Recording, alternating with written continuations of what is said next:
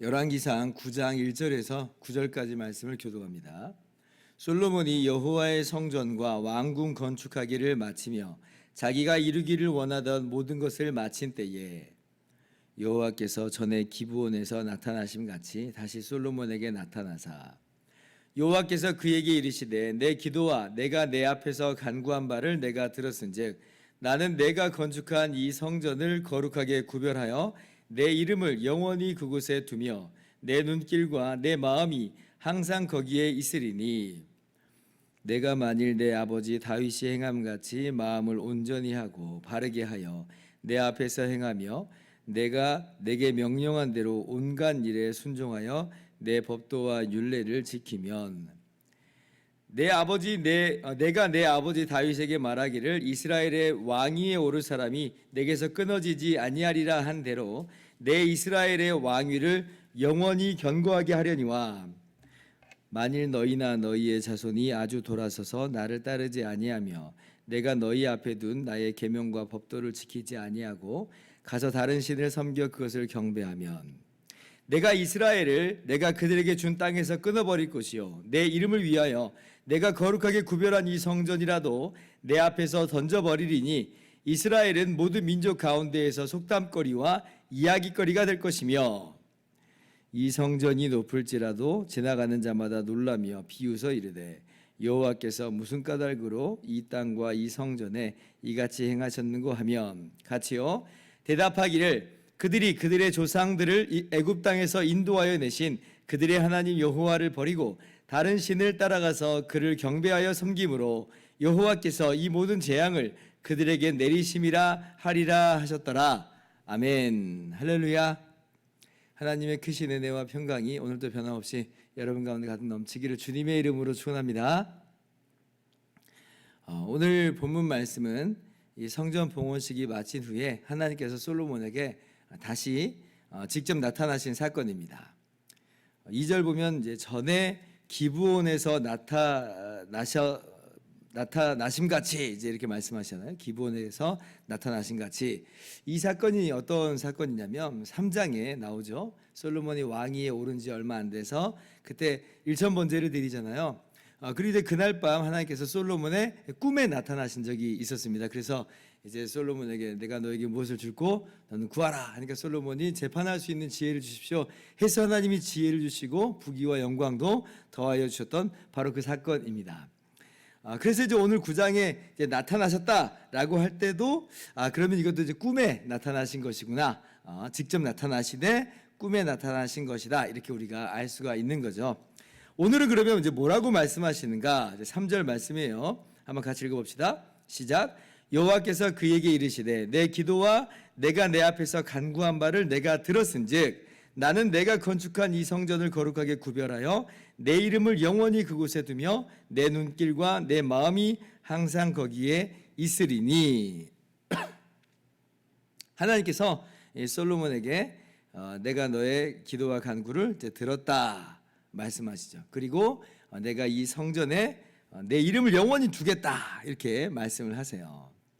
여러분 사실 엄밀하게 말하자면 솔로몬이 지은 것은 건물에 불과하죠. 성전이 아니고 건물에 불과합니다.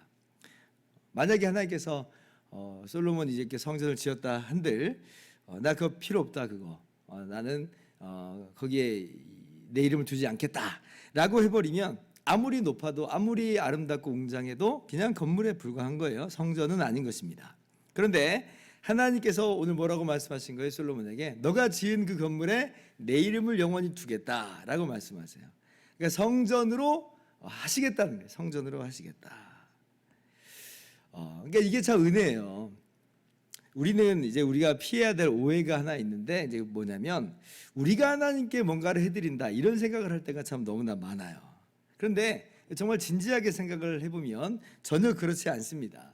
우리가 뭔가를 하나님께 해드린 게 아니라 하나님이 그것을 받아주시는 거예요. 받아주시는 은혜가 있는 겁니다. 사실 바른 말이 말이야 바른 말이지 하나님이 부족한 게 뭐가 있냐는 거예요. 하나님이 아쉬운 게 뭐가 있어요. 그러니까 우리가 하나님께 뭔가 해드리는 게 아니라 하나님이 그러한 우리들을 받아주시는 것이다. 마치 예를 들면 이런 거예요. 소꿉장난감으로 딸들이 음식을 만들어서 아빠 제가 음식을 만들었어요. 드셔보세요. 근데 이제 사실 그거는 아빠가 먹을 수 있는 진짜 음식이 아니잖아요. 그런데 이제 그 아빠는 어때요? 먹는 신용을 하면서 정말 맛있는데 잘 만들었어 이렇게 하는 거예요.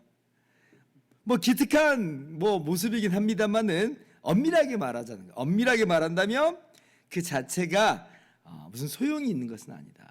하나님께 소용이 있는 건 아니에요. 오늘 솔로몬이 지은 건물이요, 이거 하나님께 무슨 소용이 있는 것은 아니라라고 하는 거예요. 오히려 그 성전 삼아서 하나님이 이스라엘 가운데 임재하여 주시는 게 축복인 겁니다. 그러니까 우리가 이것을 전혀 오해하면 안 될 것이에요. 우리는 기억해야 됩니다. 하나님이 주인이시고 하나님께서 중심이시고 하나님은 부족함이 없고 아쉬움이 없고 모든 만물이 다 하나님의 것이고 하나님의 작품입니다. 이 성전 건물마저도 사실은 아무 의미 없는 것인데 하나님이 받아주시는 오해가 있다. 우리의 봉사들 하나님이 받아주시는 은혜가 있다라고 하는 거예요. 솔로몬은 이미 사실 이걸 너무나 잘 알고 있었습니다.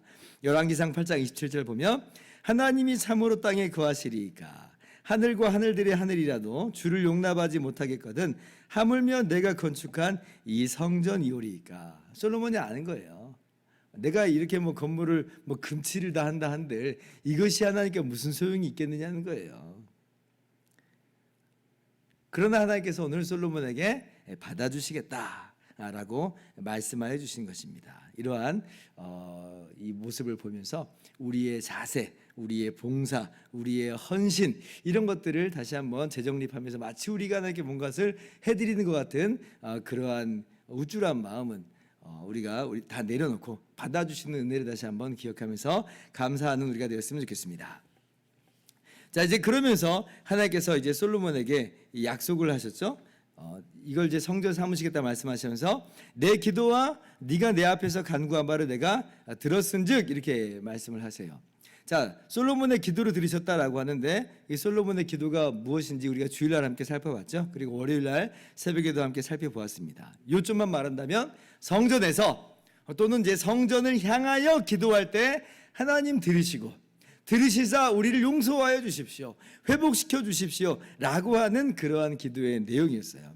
사실 성전에서 기도하는 것, 성전을 향해서 기도하는 것 하나님이 안 들으실 수도 있죠.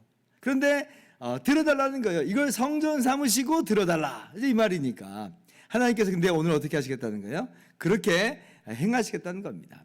성전에서 기도할 때에, 성전을 향하여 기도할 때에 내가 듣겠다라고 말씀하세요. 응답하겠다 말씀하세요. 용서하겠다 말씀하세요. 이것이 역대하 7장 14절에도 자세히 기록되어 있다 하였습니다. 자, 제가 읽을게요. 내 이름으로 일컫는 내 백성이 그들의 악한 길에서 떠나 스스로 낮추고 기도하여 내 얼굴을 찾으면 내가 하늘에서 듣고 그들의 죄를 사하고 그들의 땅을 고칠지라. 하나님께서 이 성전에서 귀를 기울이시고 하나님께서 그들을 보시면서 그들의 모든 기도 간구에 응답하시고 죄를 사하여 주겠다라고 분명하게 약속하여 주세요. 그러므로 우리가 오늘 어떻게 해야 되겠어요? 성전을 향하여 기도하자. 이것이 또 오늘 우리의 귀한 말씀을 향한 적용일 수 있겠습니다.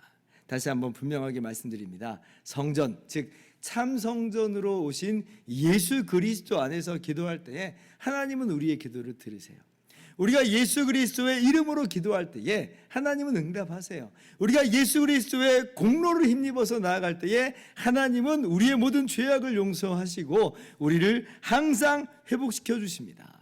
그러므로 우리가 주저함 없이 예수 그리스도의 이름으로 하나님의 은혜의 보좌 앞으로 오늘도 나아가야 되겠습니다. 그리고 하나님께서는 분명히 오늘도 우리의 모든 기도와 간구에 응답하심을 여러분 확신하시기를 바랍니다. 자, 그런데 그렇게 이제 하나님께서 솔로몬에게 나타나셔서 성전 삼으시겠다. 그리고 내가 너의 간구를 들어서 이 성전을 향한 기도에 항상 응답하겠다라고 말씀하시는데 그러면서 하나님께서 일종의 약속과 경고를 오늘 말씀하시는 것을 보게 됩니다. 자, 그 4절 이하의 말씀인데요. 자, 네가 만일 내 아버지 다윗이 행함 같이 마음을 온전히 하고 바르게 하여 내 앞에서 행하며 내가 내게 명령한 대로 온갖 일에 순종하여 내 법도와 율례를 지키면 내가 내 아버지 다윗에게 말하기를 이스라엘의 왕위에 오를 사람이 내게서 끊어지지 아니하리라 한 대로 내 이스라엘의 왕위를 영원히 견고하게 하게 하려니와. 하나님께서 뭐라고 말씀하세요? 네가 나의 말을 잘 듣고 순종하면 내가 너의 왕위를 영원히 견고하게 하겠다 말씀하죠. 뭐 지금 새삼스럽게 말씀하신 것은 아니고 이미 이 다윗이 솔로몬에게 유언으로 이 말을 남겼었죠. 하나님이 그렇게 내게 말씀하셨으니까 너 말씀 잘 지켜라. 열왕기상 2장 4절에 분명히 유언으로 다윗이 이야기를 했어요. 그리고 하나님이 3장에 이스라엘의 이 솔로몬에게 지혜를 주신다라고 말씀하실 때도 하나님의 말씀을 순종하면 내가 너의 왕위를 견고하게 하겠다 분명하게 말씀하여 주셨어요. 그리고 6장 12절에도 8장 25절에도 계속 반복된 주제는 뭐냐면 솔로몬이 하나님의 말씀을 온전히 순종하면서 나아갈 때에 하나님께서 솔로몬의 왕위를 영원하게 견고하게 해주겠다라고 이제 말씀하십니다. 오늘 이제 다시 한번 그 내용이 반복이 되고 있어요. 자, 그런데 오늘은 정말 특이한 게 뭐냐면 그러한 말씀과 더불어서 어떤 말씀까지 더하냐면 6절 이하를 보시면 근데 만약 네가 순종하지 않으면 7절에 이 성전이라도 끊어버리겠다 이렇게 말씀하세요. 그러니까 이제 뭐 순종하면 너의 왕위를 견고하게 하겠다라고 하는 그 말 안에는 이미 사실 그럼 순종하지 않으면 어떻게 하겠다는 건가? 그러면 그 왕위가 영원히 견고하지 않게 된다라고 하는 것이 내포돼 있어요. 그런데 오늘 말씀에서는 아주 명시적으로 네가 만약 순종하지 않으면 그러면 내가 이 성전이라도 던져버리겠다라고 명시적으로 말씀하세요. 명시적으로. 어떻게 보면 지금 이 솔로몬의 마음이 좀 붕 떠 있을 텐데 지금 성전을 짓고 봉헌을 하면서 하나님의 임재를 경험하는 이 장면 속에서 솔로몬의 마음이 즐거웠을 것 같아요. 축제 기간이니까. 그런데 이제 어떻게 보면 하나님이 찬물을 쫙 끼얹는 그런 느낌도 있습니다. 이렇게까지 뭐 말씀하지 않아도 다 내가 아는데 꼭 이렇게 명시적으로 얘기하셔야 되나 뭐 이런 생각이 들 수도 있겠습니다만은 어쩌면 하나님께서 사람을 너무 잘 아시는 거예요. 인간이 어떤 존재인지를 너무나 잘 아시는 거죠. 그러니까 지금 솔로몬이 지은 성전도 이게 얼마든지 우상화 돼버릴 수 있다는 걸 하나님은 아시는 거예요. 인간의 죄성이 얼마나 악한지 이것도 다 부패시켜 버릴 수 있다는 거죠. 모세 시대 때 이 놋뱀을 통해서 이스라엘을 치료하시는 놀라운 구원의 역사를 이루셨는데, 근데 나중에 이제 그 히스기야 시대까지 어떻게 돼 버리냐면 그 놋뱀을 향해서 분향하는 놋뱀 자체가 무슨 신령한 효력이 있는 것처럼 그것을 향해서 분향하는 이스라엘의 죄성이 있거든요. 죄악된 모습들이 있거든요. 마치 그것과도 같이 이 성전도 이 건물 자체가 중요한 거예요. 이 건물만 있으면 우리가 뭐 어떻게 살든지 간에 우리는 절대 망하지 않아. 뭐 이런 식으로 성전 자체를 신성시하고 우상화하는 그러한 모습이 실제로 예루살렘의 멸망, 유다 나라의 멸망 당시에 있었던 그런 모습입니다. 그래놓고 하나님께 돌아오진 않는 거예요. 하나님께서 이미 경고하여 말씀하십니다. 하나님 말씀대로 준행하지 않으면 이 성전이라도 던져버리겠다. 결국 이제 어떻게 되는가 할 때 솔로몬은 실패를 하죠. 솔로몬은 실패를 합니다. 솔로몬이 진짜 메시아는 아닌 거예요. 이름이 평강이라 이렇게 이름이 지어졌을지언정 정말 평강의 왕은 아니었던 거죠. 그 역시 하나의 인간 죄인에 불과했던 것이고, 다만 진짜 메시아로 평강의 왕으로 오시는 예수 그리스도의 예표와 그림자로서 잠깐 반짝인 거지, 솔로몬 자체가 정말 구원자 그 자체는 인류의 구원자는 아니다라고 하는 거예요. 그래서 오늘 우리가 이 말씀을 좀 돌아보면서 솔로몬에게 주신 말씀 우리들에게도 또 되새겨야 되겠습니다. 그렇구나. 말씀을 순종하는 그 삶이 정말 너무나 중요하구나. 우리가 어저께도 계속 반복해서 이야기한 것인데요. 하나님의 말씀대로 순종하는 게 정말 중요하다. 정신 바짝 차리고 우리의 삶을 그렇게 정돈할 수 있기를 바라고, 한편으로는 솔로몬의 실패를 또 우리가 염두에 두면서 결국 우리가 의지할 바는 오직 예수 그리스도밖에 없다라고 하는 것을 우리가 다시 한번 마음 가운데 새기면서 오직 예수 그리스도의 의와 공로만을 붙잡는 저와 여러분의 모든 삶이 되기를 주님의 이름으로 축원합니다. 기도하겠습니다.